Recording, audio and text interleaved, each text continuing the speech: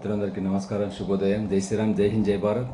ఈరోజు నాకు ఒక సోషల్ మీడియాలో ఒక సెలబ్రిటీ గురించి, ఒక ఆయన వ్యక్తిత్వం గురించి రావడం జరిగింది. నాకు చాలా బాగా నచ్చింది. ఒక వ్యక్తి ఈ సంఘటన దేనికి నిదర్శనం అంటే, ఒక వ్యక్తి దేన్నైనా సాధించవచ్చు, ఎంతైనా సాధించవచ్చు, ఎన్ని ఉన్నత శిఖరాలైనా అధిరోహించవచ్చు. సాధన చేస్తే, ఒక ఆశయం సంకల్పం గొప్పదైనట్టయితే ఎన్నో రంగాల్లో తన యొక్క ప్రతిభను నిరూపించుకోవచ్చు అనడానికి ఈ యొక్క సంఘటననే ఉదాహరణ, ఆ వ్యక్తి జీవిత చరిత్రనే ఉదాహరణ. అయితే ఆయన ఒక గొప్ప సెలబ్రిటీ. ఈరోజు సెలబ్రిటీ చాలామంది ఏమనుకుంటారంటే, క్రీడాకారులు, మోడలింగ్ చేసేవాళ్ళు, సినిమా కళాకారులు వీళ్ళని అనుకుంటారు. కానీ అసలు సిసలు సెలబ్రిటీ అని నాకు అనిపించింది. కాబట్టి ఆయన ఒక గొప్ప మెరిట్ స్టూడెంటు. అదేవిధంగా ఎలా ఎంసెట్లో మొత్తము 29th ర్యాంకు సంపాదించడం జరిగింది. దాని తర్వాత కాకినాడలో జేఎన్టీయూలో బీటెక్ పూర్తి చేశారు. ఆ తర్వాత ఐఐటి బాంబేలో ఎంటెక్ కూడా పూర్తి చేయడం జరిగింది. తర్వాత క్యాంపస్ సెలక్షన్స్ లోపల బీపీసీఎల్లో ఉద్యోగంలో చేరడం జరిగింది. చూడండి, వారు ఎన్ని రంగాల్లో ప్రతిభావంతులు ఇక్కడ మనం చూద్దాం. కొద్ది రోజుల్లోనే ఐఏఎస్ సర్వీసెస్కు సెలెక్ట్ కావడం జరిగింది. అట్లాగే ఇలా ఒక్కొక్కటి విజయం సాధిస్తున్నారంటే ఆయన యొక్క సంకల్పము, ఆయన యొక్క ధ్యేయము, ఆయన యొక్క నిష్ఠ, ఆయన యొక్క ఆశయము ఎంత గొప్పదో మనకు అర్థమవుతుంది. ఈ యొక్క ఇంతటితో వారి యొక్క విజయ దాహం అనేటువంటిది తీరిపోలేదు, ఆగిపోలేదు. కొన్నాళ్ళు ఆల్ ఇండియా రేడియోలో తర్వాత పనిచేయడం జరిగింది. అట్లాగే ఆ తర్వాత సౌత్ సెంట్రల్ రైల్వేలో కూడా వారు పనిచేయడం జరిగింది.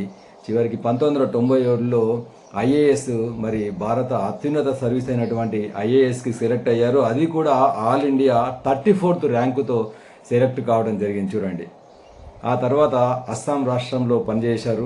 ఆ తర్వాత ఆంధ్రప్రదేశ్కు రావడం జరిగింది.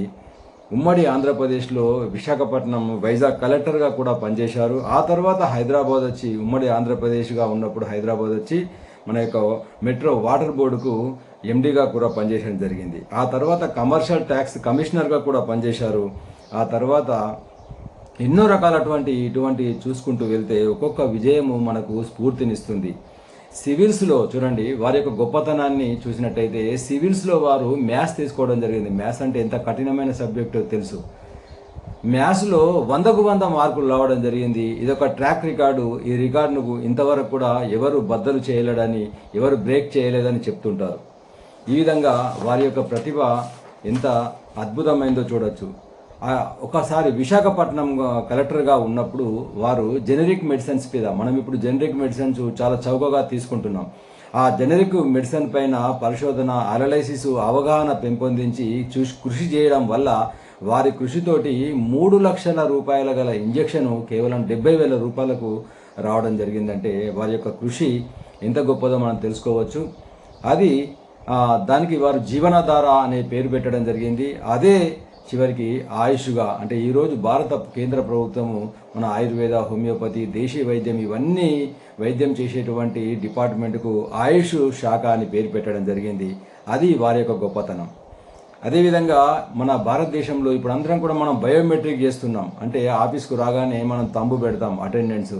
స్కూల్లో పిల్లలు కూడా అటెండెన్స్ ఈ బయోమెట్రిక్ తీసుకోవడం జరుగుతుంది. ఆ విధంగా బయోమెట్రిక్ మూలము ఆద్యుడు వీరని చెప్పవచ్చు. ఇండియాలో బయోమెట్రిక్ రావడానికి కూడా వారు కృషి చేయడం జరిగింది. రిమోట్ ఏరియాలో కూడా అటెండెన్స్ ఏ విధంగా తీసుకోవాలనేటువంటి మనకి చాలా ఉపయోగపడుతుంది. ఈ విధంగా ఇన్ని విజయాలను సొంతం చేసుకున్నటువంటి వ్యక్తి ఎంత గర్వంతో ఉండాలి మనకు అనిపిస్తుంది. ఈరోజు మనం చిన్న గింతంత విజయం సాధించగానే ఎంతో ప్రౌడ్గా ఫీల్ అవుతాం. కానీ ఇన్ని విజయాలు సాధించిన, ఇంకెన్నో విజయాల దాహం ఉన్నా కానీ వారు నిరాడంబరమైనటువంటి వ్యక్తిత్వము. వారిప్పుడు దేశమంతటా, దేశ విదేశాల్లో వారి పేరు మారుమోగుతున్నదంటే వారి యొక్క నిరాడంబరమైనటువంటి జీవితమే దానికి కారణం. వారెవరో తెలుసు అనేటువంటిది మీకు ఈ ఫోటో చూడగానే అందరికీ అర్థమై ఉందని అనుకుంటా. వారే జె శ్యామలారావు గారు.